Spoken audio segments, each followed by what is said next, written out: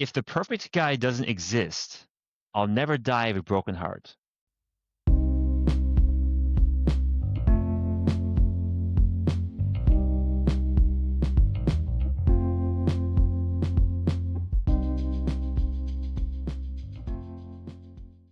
Hi, friends. Welcome back to the Date Like the Movies podcast. I'm your host, Brent Jensen, where we like to say it's not just for Hollywood. In today's episode, it is my pleasure to welcome back my good friend, Melissa Thompson, to Date Like the Movies. And for any listeners out there who haven't yet checked out the first episode, be sure to do so, as Melissa was the first ever guest where we discussed He's Just Not That Into You and a variety of dating and relationship topics. Good stuff there. So with that, Melissa, should we jump right into today's movie? Yeah, I'm super excited. Thank you for having me back. This is the perfect time of year for this film. It's October. It's fall. Maybe there's even a little magic in the air, perhaps, because this movie, and it's actually one, Melissa, I had not seen until about 2 weeks ago for the first time. And I say magic is in the air because we are talking about Practical Magic, starring Nicole Kidman and Sandra Bullock, two fabulous actresses as the Owens sisters. For those that haven't seen the movie, Practical Magic kicks off over 300 years prior, as that was when an Owens descendant, Maria Owens, survives a hanging attempt by means of witchcraft, after which the father of Maria's unborn child left her, resulting in Maria casting a spell, which has since turned into a curse against any man loved by any of the Owens women. The film then fast forwards to present day, where we meet Sally and Jillian as children initially, who, of course, grow up and are played by Sandra Bullock, plays Sally, and Nicole Kidman plays Jillian, where they have been taken in by their aunts. Quite the characters there as well. Frances and Jet. For any listeners who care about spoilers, you may want to pause this episode, watch the movie, because we would definitely be having some spoilers today when it comes to Practical Magic. Melissa, let's kick things off with a topic that is completely foreign to me.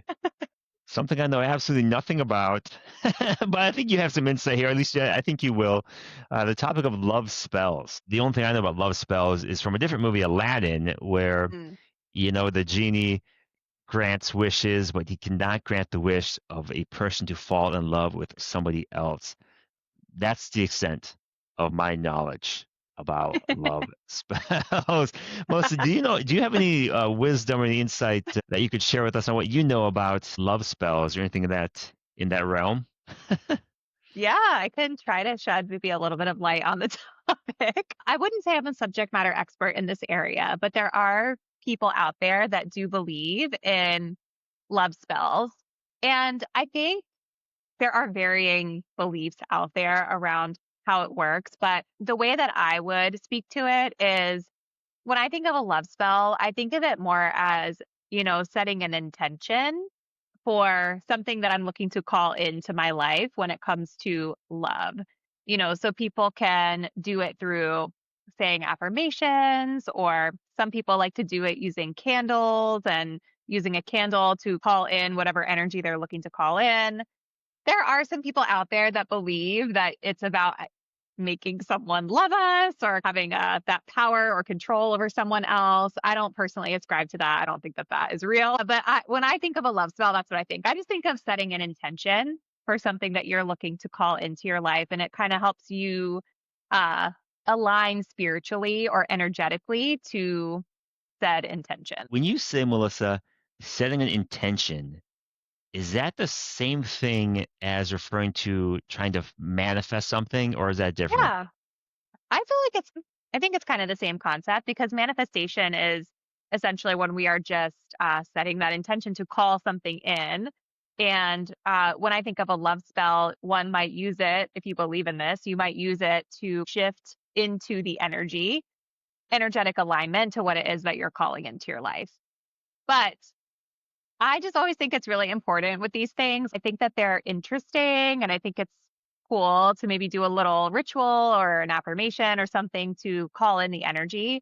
But if you are not embodying the thing that you're looking to align yourself with, whether it's a romantic partner, a job, or something else, a love spell isn't going to do it for you.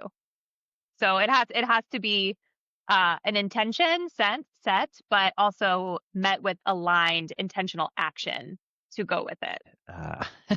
You have increased my knowledge 100% already in topics of love spells. Now, I will say, before this episode, I did just a tiny bit of digging on this subject by way of Google. Mhm. Not the best method, not the best way to research. I'm confident. However, I did find this one thing that I was going to share with you because I thought this was very interesting Okay. on love spells. And this is some person's take on it, not my words, somebody else's words, but their take was love spells can work, but only to an extent. If someone is not meant to love you, no amount of spell work will make it happen. You can't cast a spell for the latest Hollywood heartthrob to fall in love with you. The happily married hot guy at work isn't going to suddenly fall for you because you did a spell. Right. Love spells are considered bad if they focus specifically on manipulating another person's free Yeah. will and forcing them to feel something for you that they otherwise wouldn't. The kind of love spells that are considered okay by most magical practitioners are those that seek to speed the arrival of what is already meant for you and keep what you already have strong. So, casting a spell to draw love to you, not the love of a specific person, but just love in general, will usually work, especially if you aren't invested super strongly into one specific type of love. Your love spell may not bring you Prince or Princess Charming, but maybe the reason you found a stray kitten that now cuddles with you in bed and loves you more than anything, or a friend who changes your life. Someone's, even though we desperately want a relationship with a romantic partner, the universe knows we aren't ready. We aren't in the right place or isn't the right time. Spells help to manifest energy towards what we want, but can't force things that aren't meant for us. Kind of long, but I thought that was interesting. So well And yet, said. again, not my words, but I liked that one because it makes sense from my standpoint. No more now, thanks to you and thanks to this random poster on the internet. I So would say that's a very healthy and grounded take on the whole love spell concept. And I agree with everything they said. now I found some very not healthy ones. I'm Okay, sure you so did. so I chose to pick one that made sense to me and seemed Yeah. to be a healthy mindset. Um, all right, so talking about love spells, I'd like to do now, Melissa, is share a clip from the movie. I think it's a good setup into both Sally and Jillian Owens. Okay. So, just keep working on your spells.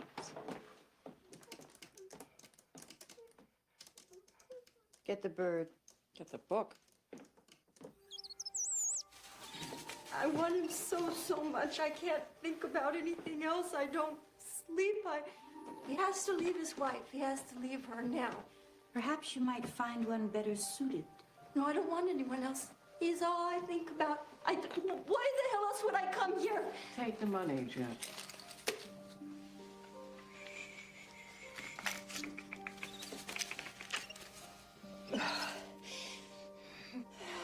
I want him to want me so much that he can't stand it.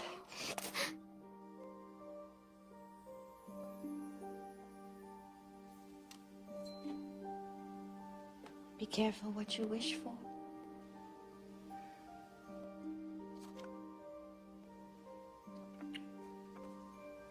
I never fall in love. I hope I never fall in love. I hope I never fall in love. I hope I never fall in love. I can't wait to fall in love. You will hear my call a mile away.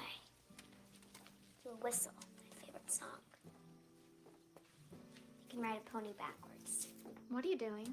Summoning up a true love spell called Amas Veritas. He can flip pancakes in the air. He will be marvelously kind. His favorite shape be a star.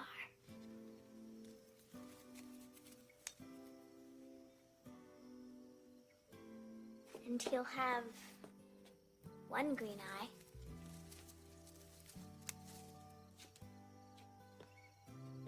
And one blue.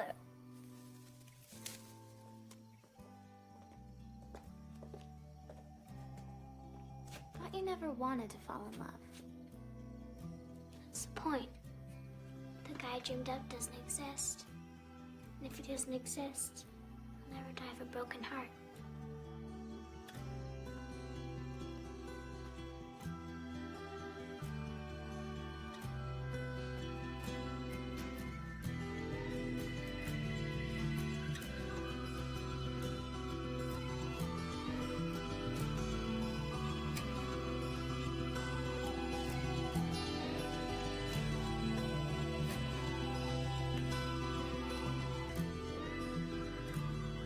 And if he doesn't exist, I'll never die of a broken heart. Sally, Lots Yeah. to unpack there. That's Sally and Jillian as children initially, and then at the very end, we see Sandra Bullock there, who plays Sally as an adult, who's the darker haired of those two children. Initial thoughts, Melissa, from kind of anything that stood out to you in those moments? Well, there's a lot to unpack there. I think the first thing that really jumped out at me was the woman coming in so desperate for this married man to fall in love with her that she was going to get a love spell, which is the exact opposite of what we want to do with everything with love spells or just in life in general. So that jumped out at me. I think just the differences in sort of the two girls and how they're interpreting that moment, right? Where one of them, Sally, is like, I don't want anything to do with that. And Jillian is just so excited about it. So that kind of stood out to me. Yeah, so interesting. One was, again, watching the same thing unfold. Mm-hmm. And one says, I don't want to fall in love. And the other says, I can't wait to fall in love. And that puts them on this trajectory, too, throughout the movie of very much staying in those mindsets as they become adults. Yeah. And on. And right in that scene, Sally is essentially creating the man that of her dreams, who is impossible. In her mind, creating this perfect person. That's why I think Jillian at the end was like, well, what are you doing here? And she's like, this is exactly what I want. A quote at the beginning of this episode that I mentioned was, the perfect guy doesn't exist. I'll never die of a broken heart. I think that's what Sally was really getting at with that wish list she was creating for herself. So. She's doing like an anti-love spell, like a protection spell. An anti-love spell. I'll have to Google that one next. What's the deal with the anti-love spells? Maybe there's that community out there too. I don't know. I just made it up right now. I like it though, anti-love spells. Because you're right, that is kind of what she's doing though. And Yeah. it makes me wonder though, how often the people that we dream up in our minds is someone that doesn't exist. Because I think when you think about Prince Charming and these visions we draw up in our minds, is that impossible for someone to live up to? Those types of expectations. So that's like we could have a huge conversation about that, but it makes me wonder kind of about those things that we sometimes make up in our minds and how great or how unrealistic they can be. So. Yes. Do you have your own wish list or things that you look for or desire? Of course. Thinking about a significant other. Well, just to share us a few. What are some things that you say would be important for you? Is it involve the riding a pony backwards like Sally? Or Well, I mean, she's a child making up her list, so True. Very it was true. definitely a little more whimsical and kind of surface level. Although, didn't she have one thing in there that he would be marvelously kind? So I love that. I would say that's Keep on my that wish one. list too. Yeah, Keep that's a that one. keeper. All the other ones are more just like her anti-love spell. Like, this person doesn't exist, so it's not going to happen, so I'll be safe, right? But in terms of my wish list, yeah, I do have a wish list. I definitely think that on my wish list would be somebody who's intellectually curious and open-minded, somebody who likes to read, explore, travel, ask questions, strong communication skills. I would also say somebody who is generally healthy or into living a healthy lifestyle. I like to eat healthy. I go to the gym. I work out. I would love to have a partner that can partake in a similar lifestyle with me so that we are compatible in that way.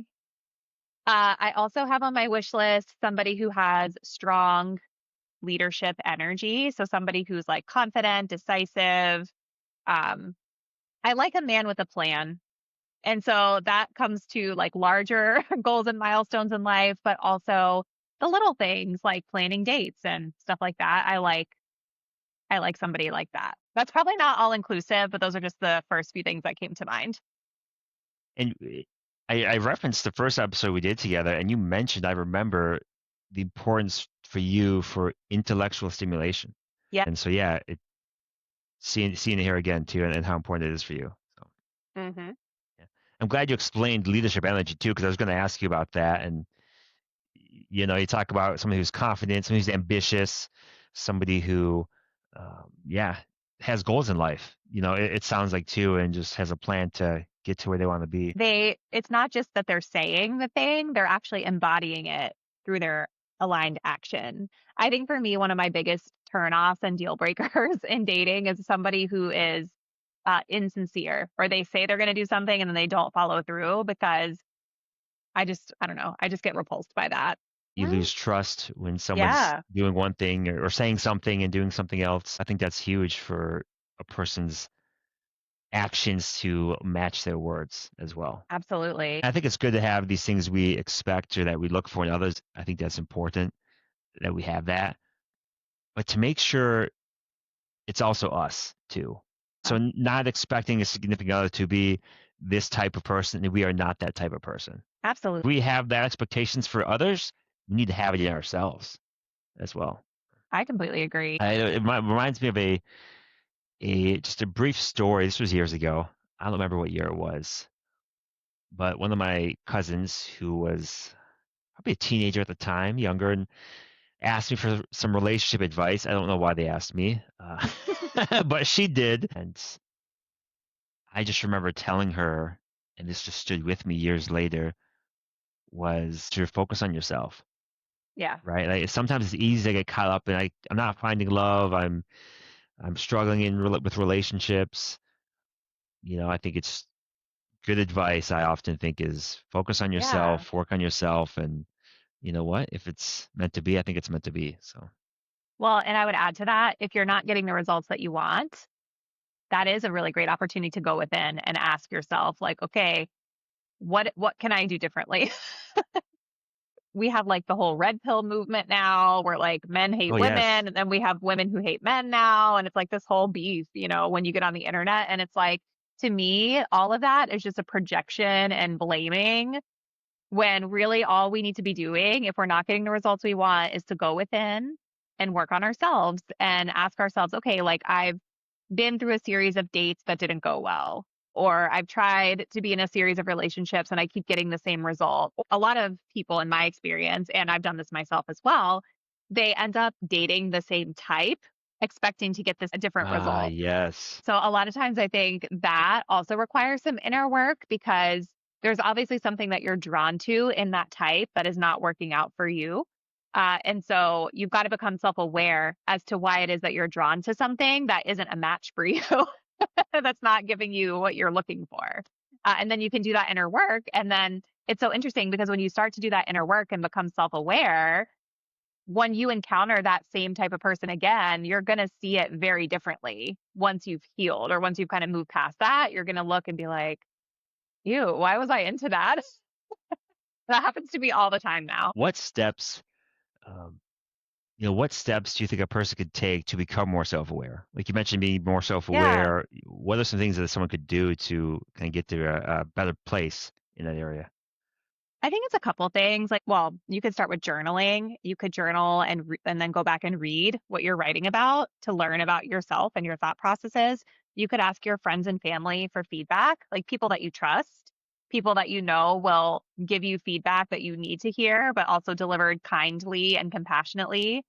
I would also say going to therapy would be great too. That's something that's worked really well for me over the years. I know that's not for everybody out there, but especially when you're dealing with relationships, and patterns. I know we're going to talk about generational patterns today as well, I think later on. But sometimes it can be really helpful to unpack that stuff with a neutral party who can help you to be objective and to see things that you might not fully see yourself. Here's a quote from the movie, back to Practical Magic. And this is one, as adults, Sally says this about her sister Jillian. And at this point, Jillian's moved away. They're, again, doing their separate things. This is insane. She keeps going through all these men. To your point, I think you explained that and how a lot of women, but also men too, Yeah. for women, go after the same types of people, Right. expecting different results, getting the same. And I think Jillian's in that same boat. Yeah, I completely agree. Like you're kind of drawn to same energy. It feels familiar. Like if it feels familiar and it didn't work out before, that's usually a sign that you haven't learned your lesson yet.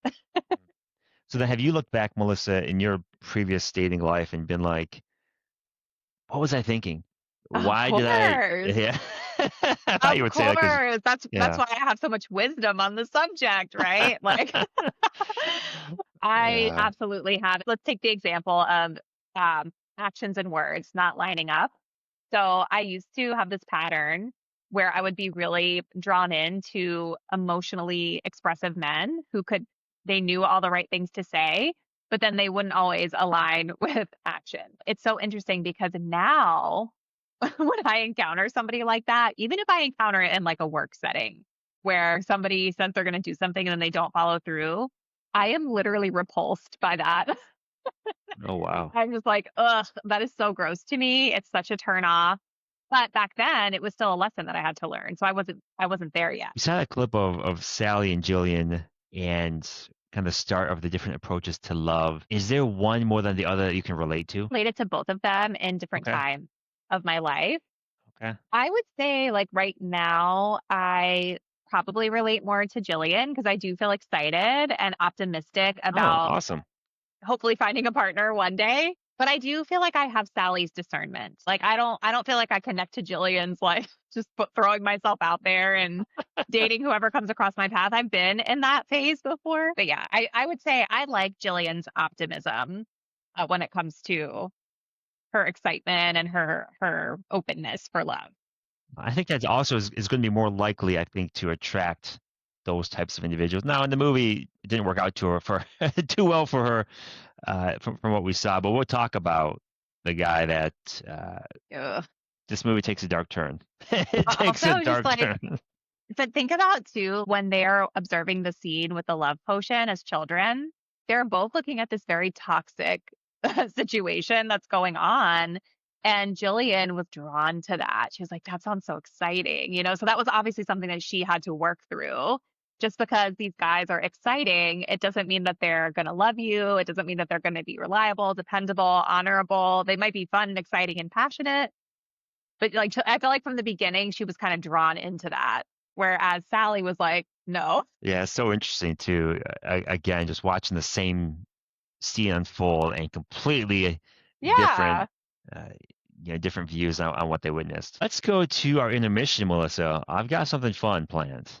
Okay. I think you'll like it. It is an actual game called Red Flags, Okay. the game of terrible dates. The first part is I will share my screen and you'll see what this game actually looks like. If you want to purchase this, and I'm not getting paid to say this, but hey, if you want to purchase Red Flags, Melissa, for this intermission, part number 1, you are going to be meeting 4 potential dates or potential partners. I'm excited. This could, this could be manifesting, perhaps to you. Perhaps. However, each date will have some green flags, and it will also have 1 red flag as well. And you will be selecting the one that would be your choice. If you had to pick one of these 4, who would you pick based on what you're about to learn about these 4 men? Okay. Man number 1, his name is Steve. He always gives you the perfect gifts. He's very in touch with his feelings. Okay. And he has all the same hobbies as you. Okay. Those are his green flags. Okay. We'll get to the red flags shortly. But man Okay. number two, funniest person in the world. How important is humor to you, actually, Melissa? Side question. I do like a funny guy, like someone that Yeah. can make me laugh. I do enjoy that. Yes. Yeah, good. So Gus has that. Man number two. Yeah. Okay. He also believes you are the most attractive person that he's ever seen, Okay. and he gives the best hugs. Okay. Man number three is Tommy. With him, you will never get sick while you date him. Okay. He's a good listener, and he owns a goose that lays designer clothing. Okay. Okay, kind of random, but he's got some stuff going for him. Okay. Man number four is Eli, the amazing dancer, most physically attractive person that you've ever seen, and he owns a successful startup. Okay. Do you see one here who you lean towards yet before we get to the red flags? Yeah, it would probably be Steve. Steve. Which one of those three jumps out at you the most? Well, in touch with his feelings, so that suggests someone who is introspective and self-aware and potentially high levels of EQ, which I like. I don't want to date someone that necessarily has every single one of the same hobbies as me, but I do Yeah. like that we are going to have some compatibility with hopefully fitness and things like that. Gifts are fine. It's not the most important thing to me, but I just felt like those two stood out. The only other one that would be like a second contender would be Eli, probably because he owns a successful startup. So I think that goes to that leadership drive that I like, but I'm not dancing, so he's gonna have to dance Oh. by himself. Okay. But he's amazing, though. He's amazing. All right, well, let's get to the red flags, and we'll see Oh, if God. Steve can Okay. keep the top spot with their flags that we will Okay. reveal here. All right, Steve's red flag. He calls you by his ex's name every time. No. You know, hey, we got some bad red flags here. That's horrible. Yeah, that is terrible. Gus, he doesn't like music, any of it. Okay. That's not good. That's odd too. You just don't like music, like anything. Anyway, all right. Right. I don't have to get into that, but Tommy, Okay. static shocks you every time you touch him. So just be prepared to get a Okay. static shock every time you touch him. All And right. then number 4 with Eli, for as long as you date him, all your friends will hate you. Why? I don't know why. Maybe just making stuff up here, but maybe he's at a successful startup, so he comes off as, I don't know if he's Yeah. conceited because of that. I'm just totally making stuff up, but Yeah. essentially, for as long as you date him, your friends will hate you. So of these 4 men now, is there a winner for you? Well, what I would say is it's probably going to be Eli because to me, if my friends hate me because I'm dating this guy, then they're actually the red flag. This doesn't look like a red Oh, flag with him. It looks like a red flag with my friends.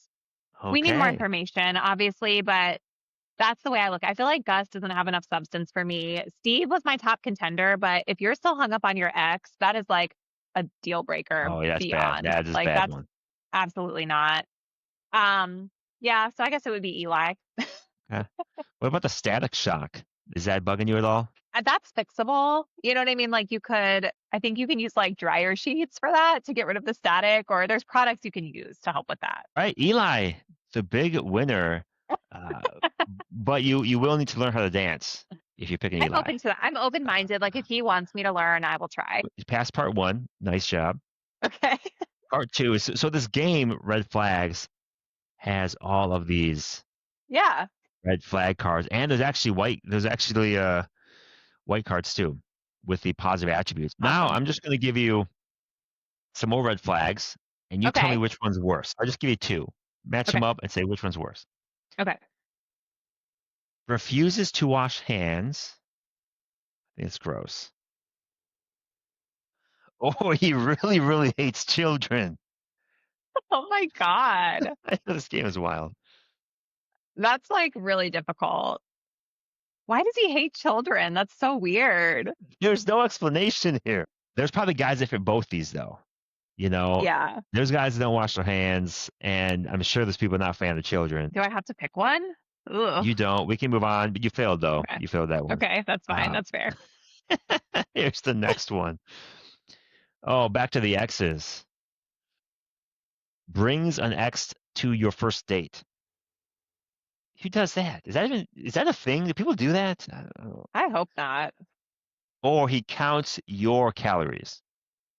I would rather have someone counting my calories and holding me accountable. So You like spun that one to be a positive almost. I I like did. that. Okay. But I will say, when I was dating men in the bodybuilding community, some of them are a little too over the top with it. And yeah, that's what I'll say. I don't really want Okay. someone that counts my calories. I'm not that toxic, but Yeah. I was able to spin that one because I like somebody that's into health and fitness. And I mean, with that one, it is almost a no-brainer because bringing an ex to the first date, like that is just awful. Like who would ever do Ridiculous. that? It's ridiculous. Yes. Speaking of over the top, this next one is somebody who is super clingy, Okay. or this is awful, is 40 years older than they were in their profile picture online. 40 years? Wow, that's a big gap. It's huge.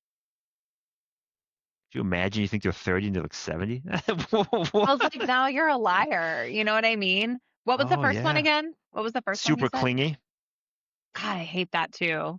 I do Do not you like hate that? clingy men. I really hate it. I need space.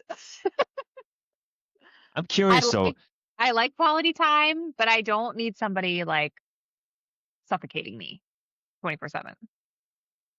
what's an example of someone who calls you too much? Yes, Always has to like be, the plans always have to be with them, and you can't do anything else by yourself. Like, what do you mean by just suffocating you? like calling and texting 24/7. I don't like that, especially texting. For me, Brent, I really like quality time. So that means like I don't need you texting me all day because like I don't have time to text you back. I don't like talking like that. To me, that's not quality conversation. So I would much rather date somebody who would call me once a day and we could talk versus somebody who's texting me 24/7. To me, like that feels very insecure, like you're trying to keep tabs on me. And I have experienced that before where somebody was doing that because I could tell they were insecure and just trying to keep tabs on what I was doing all day. I know that not everybody is like that likes to text, but yeah, to me, that's clingy behavior. And also, I think it's good for like when you're in a relationship for both people to have their own friends and their own hobbies that they like to do so that you can do those things still and nurture your other relationships in your life. And it's not just like the two of you and that's it. And I thought too, back to the hobbies, when we did the part one with the men, that the one guy had likes all your same hobbies. I think that's too much. I think I that's too agree. much. I think it's good to have some, but it's Yes. good to have some different too. What about literally only talks about themselves Ugh. or backseat driver? The person that talks about themselves is going to repulse me. So they got to go. I feel like backseat driving is so common. Mhm. If we're going to get rid of that one, we might as well get rid of like most of the world. I agree. Like, I just feel like it's so common. It's still annoying, in my opinion, Also, but so like, common. if somebody really wants to critique my driving that bad, then they can just drive. Like, I literally will never drive again if that's the dynamic we're going to have. Are you a backseat driver? Well, maybe I am a little. It depends on who it is. That's true. It does depend on who's like how bad is the driving, Yes. you know. So I get I that. do it. Yeah. I know I do it to my mom sometimes because she's not very good at following her GPS. So I'll have to alert her to where she needs to go. All right, we'll do one more, and then we'll have to get back to the movie. Refuses to look up from their phone, Okay. and to me that kind of speaks to lack of quality time. Agree. And then the second one here, literally won't stop talking about their mother. I guess it just depends on like what are they talking about and why? Is there something going on? Are they having a problem? Is it just on a date they're talking about her, or is it like 24/7? There's too many variables that I don't have the answers to. Yeah, I feel like you need much more information to answer these I do. questions. And even like the person looking down at their phone, like what's the context? Are they researching something? For me, I don't know. When it said always on their phone, it's just I took it as Always on their phone. always on their phone, meaning affecting your communication, affecting quality time with them. All those things get affected because Yeah, somebody is more interested in their phone than they are with you. So I do hate that. yeah, that's a big one. All right, well, that completes our intermission. Let's get this back to practical magic. Sally does get married. Mhm. She meets a man named Michael. Mhm. They get married. They have 2 daughters together. And at one point, after having the daughters, after getting married, Sally says in another letter to her sisters, "Dear Jillian, today is our 3rd anniversary, and all I have to show for it are 2 beautiful little girls and a husband I just can't stop kissing. I don't even mind the beer." In her words, her life is perfect, as I think she exclaims that as well. But remember the Owens curse we learned about at the beginning of this movie. Shortly after, she says she's got this amazing man, she has amazing daughters, her life is seemingly perfect. Tragedy strikes. Yeah. She hears the love beetle. In the movie, there's something to do with a beetle. I'm not exactly sure why it's a beetle, but there's some beetle in there. They hear the beetle whenever tragedy is about to strike down a man loved by one of the Owens women. In this case, the curse wreaks havoc by tragically and unexpectedly, her husband, Michael, dies. Mhm. And so there's a huge topic here, I think, Melissa, on grief and Mhm. how do you cope with grief, how you deal with it. I think people handle grief differently. Yeah. Um, and I think that's okay. Have you ever experienced any level of grief that you could relate to this situation at all that we see throughout the movie? Well, I've never experienced being married and having like a romantic Hmm. partner die. But I've definitely lost loved ones in my life. Most recently, the last couple of years, I lost my grandparents, and that was a pretty significant loss for me. This time last year, heading into the winter, I was really not in a good place with my grief because I think I was not accepting that they were gone and I was fighting and resisting it. What I did was I just tried to take some time for myself and I tried to um face it instead of forcing myself to go to work and just kind of go through the motions and push it down, like push the emotions down. I just had to let myself like let it out. And so that's what I did. I did go to therapy to help work through that, but it And doesn't ever yeah, go away. And for me, it was very significant because, of course, I was very close with both of my grandparents, but my other set of grandparents had passed away, you know, a long time ago. And so it was almost like the grief was not just the loss of these 2 grandparents, it was the loss of all of my grandparents because it brings stuff up from the other set that died already and grieving the loss of my childhood, really. I think it was like so much bigger than just these amazing people are gone. It's like this whole era of my life is now over. So that was really, really difficult to accept. yeah.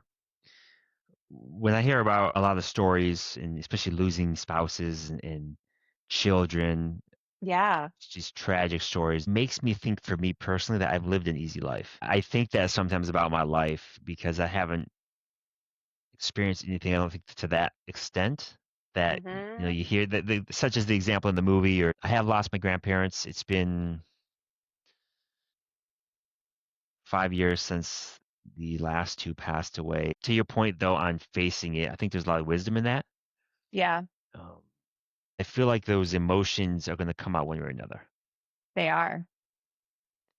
And if you face it, my thought on that would be at least you're in control of it somewhat, where, Right. you're kind of doing it at your pace. Whereas if you try and hold it in too much, I think it comes out in more unhealthy ways. I completely agree with you. And I know for me, it got to a point where I was just crying in the middle of the workday, like just because it was just coming, because I was pushing it down and not wanting to face it. And then it would just come out without me like even really being not aware of it. And so, yeah, it was just like I had to just move through that and not try to suppress it. And I think that's what they usually say about grief, right? Like you have to move through it. You can't go around it or get over it. You have to just feel your way through it. And it never really goes away fully. Any thoughts or anything that you remember from Sally in the movie on how that situation with her husband dying impacted her or what she did kind of afterwards in the aftermath? I remember her laying in bed crying a lot. Do you remember that? I do, and I think it was Which is relatable. must have been her sister who her advice to her was live for your daughters. Yeah. There was just a brief dialogue in there around that where Yes. yes, you have to face, your husband just died tragically, unexpectedly, but you've got these two girls who now you're the only parent. Yeah. And as hard and as difficult as it's going to be, you've still got people to live for. hmm And so there was that moment in the movie that I did definitely stand out to me. Let's talk about breaking cycles and generational patterns. Huge theme in this movie. I also think it's very relatable. Things that you've Yeah. already touched on, as we've talked about today, where, again, finding that cycle of dating the same people, Yeah. is certainly one cycle that seems to be a challenge for many of us to break. In the movie, it's Jillian and her bad hmm taste in men. She's kind of that vicious cycle of looking for love, dating so many men, getting heartbroken, and kind of the cycle repeats itself. I feel like you have to figure out where it comes from. Like, what's the root cause of it? So if I think about my thing that I was telling you about earlier with men that are very emotionally expressive, but then they don't follow through with actions. In my family, the men were not emotionally expressive. So I think for me, when I was growing up and dating, I would be really drawn to men that were very like loving and expressive in their emotions, but then maybe didn't always have the discernment yet to understand that like you have to also be like not a liar. People that say things because they just want to get something out of you, or they're just not super self-aware, so they say the thing they think they're supposed to say in the moment even if it's not really sincerely how they feel. So it just took me a while to work through that. But I sometimes I wonder, like, is that why I was drawn to, this type? Is it because like the men that I grew up with that were around me were more silent and not emotionally expressive at all? I think you have to like look for the root cause. Like, why are you drawn to a specific pattern? And go deeper in looking at your family. Like, okay, so what dynamics did I grow up in at home? What dynamics did my parents grow up in at home? Because you are a product of how you are raised. Another one in my family is just in general, communication is not great. A lot of people on both sides of my family. I feel like one side of the family, it's more abrasive and abrupt and kind of like not the most loving. And then like another side of my family, it's like we just don't talk about it. We just push it down. And some really heavy stuff gets pushed down in my ancestry. And so I think it's interesting to kind of reflect on those things and think about like, okay, so these are the two sets of parents that grew up in these two environments. They raised me. How does that impact me? And what can I do to be self-aware of that so that I don't repeat the same mistakes? But that type of work can be really uncomfortable. So I feel like a lot of people don't like this subject because it can be really uncomfortable to like examine that stuff. But in the moment, though, you didn't realize that. This is all kind of No. looking back in hindsight and not Correct. realizing, oh, this is what I was doing. Correct. Yes. What can you tell us about investigator Gary Hallett? Because we haven't even talked about men in the movie at all, and there are a few. know. Here's one who comes in kind of late in the game in the Mhm. movie, but he does end up being a major player in the film. Well, wasn't he like the exact manifestation of Sally's love spell as a child? He flipped that pancake so high. I just remember that scene. Like he flipped it, and it's just like spinning, spinning, Yes. spinning. And he had the star, his badge. Yes, because He was detective. everything. Yes, so he had the star and the badge. He was kind. He was. We don't see it, but he says he can ride the pony any way you want, backwards, forwards, sideways. I think was something that he said. Yes. Yeah. So he actually shows up from Arizona to investigate the disappearance of Jimmy Angelov, I believe, Hmm. is Hmm. the former abusive boyfriend of Jillian. And in the process, of course, the investigator Gary and Sally start developing feelings for each other as well. Yes. And he learns about this curse through conversations and just kind of through time and spending it with the Owens family. But he's not too concerned about the curse. Right. Like he's just doesn't really care too much about it. It doesn't seem to bother him too much. What's the lesson there you think, Melissa, that we can learn from Gary and kind of his approach to this curse that has been kind of affecting the family for hundreds of years? I think it's just kind of saying that where attention goes, energy flows. Things are only going to have power over you if you believe that they have power over you. And so for Gary, he's like, I don't believe in that. So it's not going to affect me. And it just bounces right off of him. So I feel like it's more about our belief system that if you believe in it and you think that this is a thing, then it becomes a thing. Manifesting. It all goes back to manifesting. It does. Here's the direct quote I have here too from Investigator Hallett. He says, "Curses only have power when you believe in it, and Yep, I don't." precisely. There it was. Towards the end of the film, the spirit of Jimmy, who is, again, spoiler alert, he dies. I won't say how he dies. He dies. The Owen sisters are very involved with his death. But he dies and comes back by way of kind of being a spirit Yes. that possesses Jillian's body. Mm. And then Sally, who, because of her experience with her first husband, and she kind of goes against this whole magic thing that her aunts have been using, and she realizes that she has to use magic in order to save her sister. Hmm.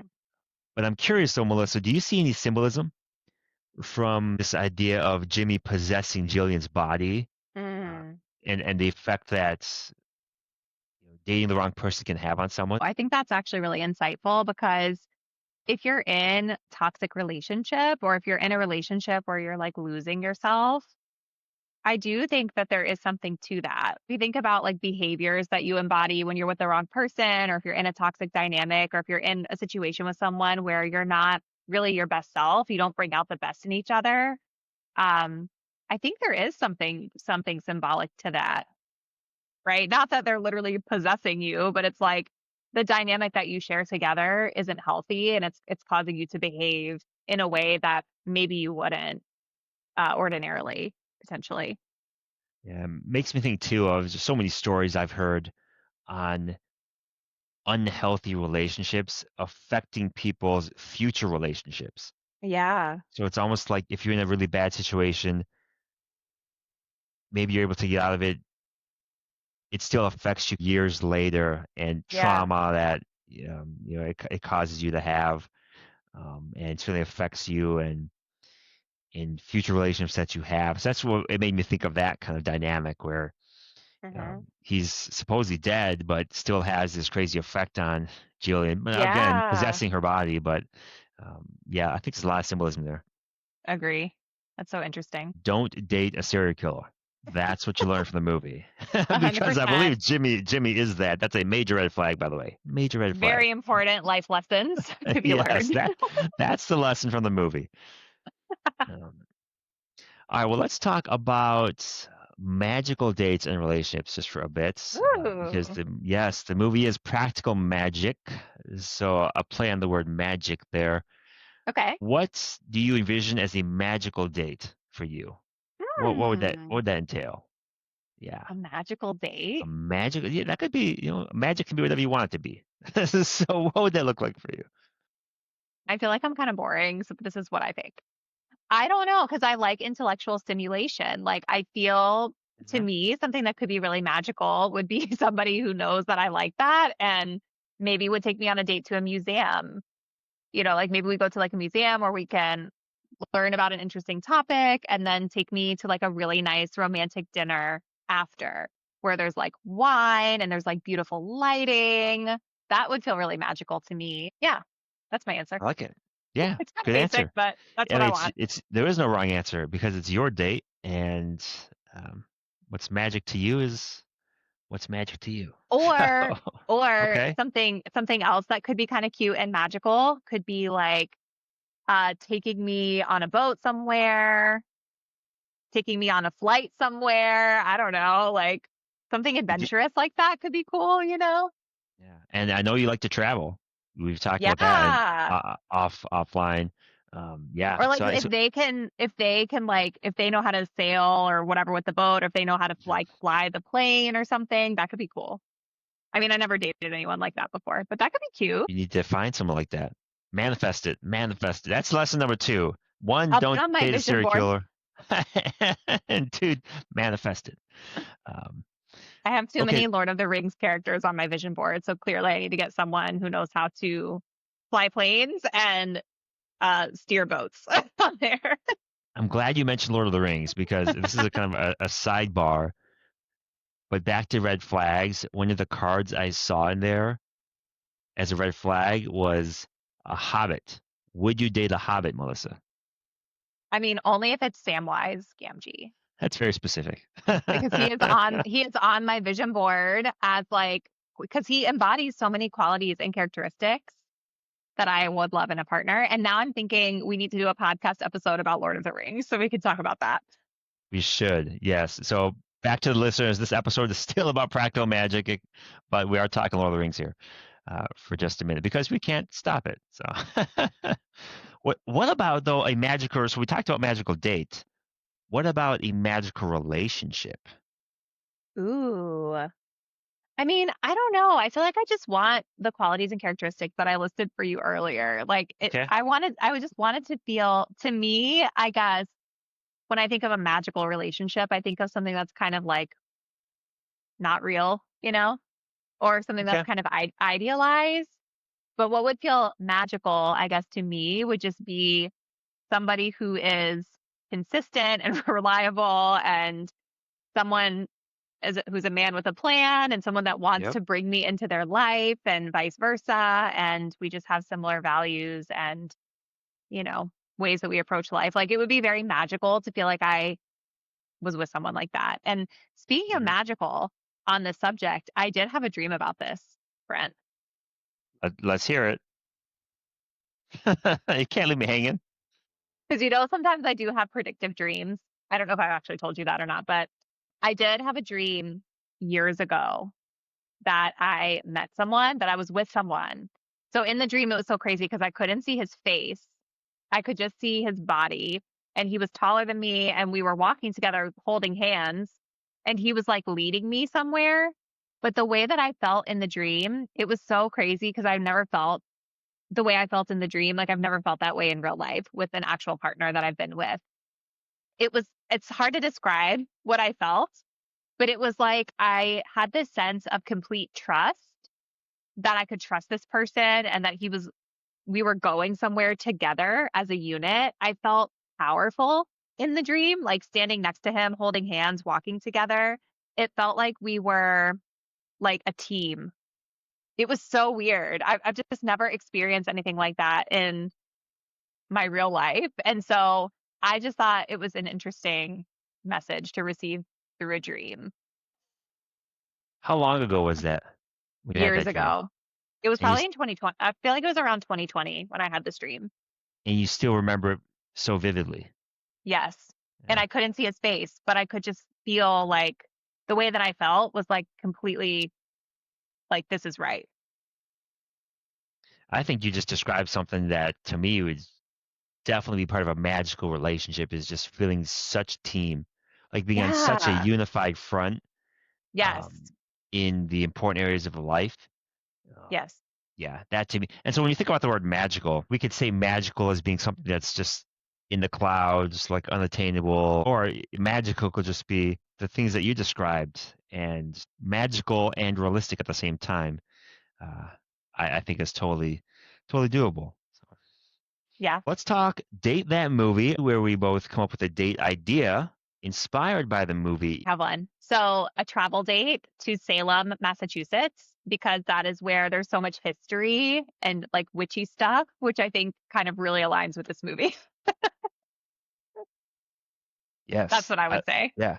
And this movie, it's based in Massachusetts.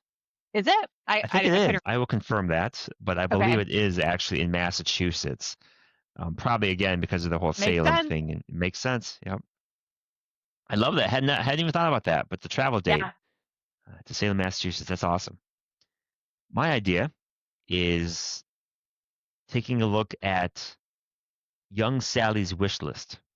Okay. And I am going to combine horseback riding Yes. with pancakes. Okay. Because she talks about riding a pony backwards and talks about flipping pancakes. So I'm thinking horseback riding, we could make pancakes together, or we could go someplace to order some breakfast with pancakes. But I'll even say, here's another idea. And this one's, in my opinion, even better, which speaks to your magical date idea too, Melissa, which is if you know items that are on your date's wish list or things that they really want to do, plan a date around that. 100% agree. Yeah. So it's personalized, it's customized, it's Yes. maybe you know their bucket list, maybe you know things that they really want to try, things they want to see, things they want to do. And so I'm saying pancakes horseback riding because that's in the film, but a step above that would be something more personalized to the person that you are going to on a date with, whether that's a spouse or earlier on in the date, in the relationship too. So agree 100%. Yeah. And I love the Salem, Massachusetts idea too.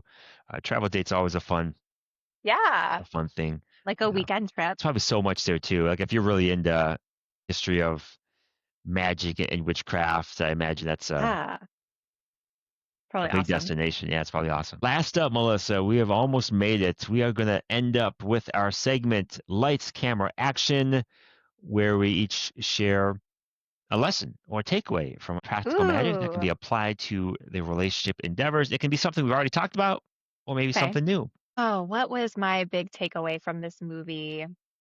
Actually, I'm going to pick one that we didn't really talk about. One thing that really stood out to me from this movie was just like how aligned and supportive Sally and Jillian were to each other. They really had each other's backs.